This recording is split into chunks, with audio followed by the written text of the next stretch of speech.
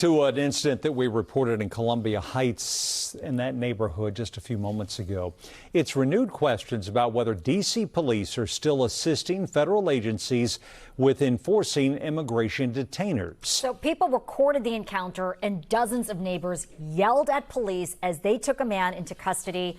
Mark Seagraves was pressing the mayor about that story. And we also know that Ted Oberg has been following this story as well, because even before that stop, a group of nonprofits was apparently planning a lawsuit to fight what they call illegal and warrantless arrests in D.C. Ted joins us now with more perspective on this. Ted? Yeah, I think what Mark was telling us about that stop last night, that kind of stop was on advocates' radar well before it. They tell us, based on what they had heard from the immigrant community and what they saw on those videos last night, there is a pattern that's been concerning to them for months. Claims that people are stopped in D.C. by masked federal agents in unmarked vehicles without probable cause, aside from, in the advocates' words, the color of their skin and the language they happen to be speaking on D.C. streets. Today, some of those advocates filed a lawsuit in federal court saying they want that stopped. George Escobar, CASA's chief of programs, says he's seen and heard enough from D.C.'s immigrant community about what the group thinks are immigration stops motivated by racial profiling.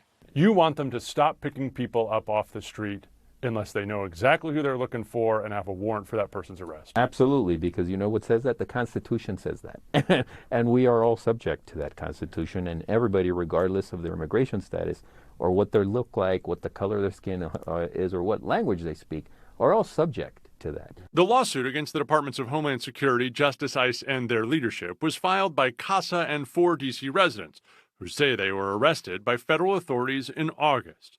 All of them have pending asylum cases or temporary protected status.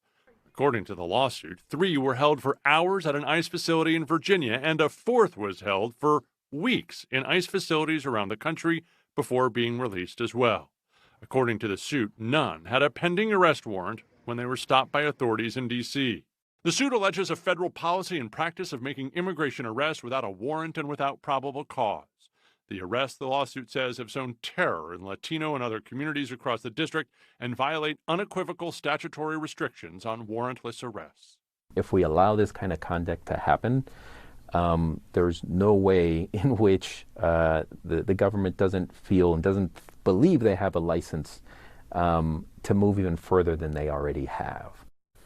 The suit asked the federal court to allow this case be certified as a class action covering any migrant who could be affected, and CASA estimates that could be tens of thousands of people in D.C. alone. We did reach out to the Departments of Justice and Homeland Security, of course, about this lawsuit, but Jim and we've not heard back. All right, Ted Oberg. Ted, thank you.